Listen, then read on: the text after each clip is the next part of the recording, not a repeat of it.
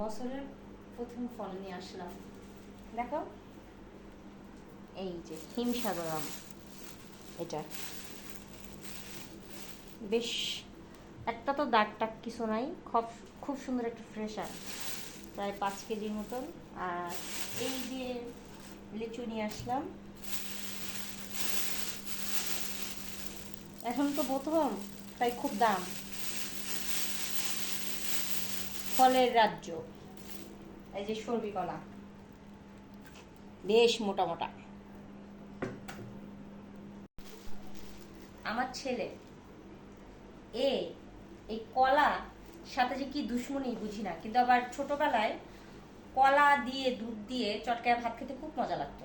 এখন বড় হওয়াতে আল্লাহ তো একটা নাক দিয়ে মানে দুনিয়ার বুকে পাঠাইছে, তাই না? ওরা আবার আরেকটা নাকও গজাইছে।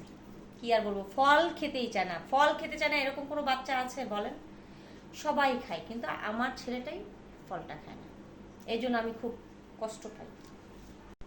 যাক, সব বাচ্চারা তো আর এক না, আমার বাচ্চাটা না নাই খেলো, আর কি করার। তা সবাই ভালো থাকবেন, আল্লাহ হাফেজ, আজকে এই পর্যন্তই, টাটা।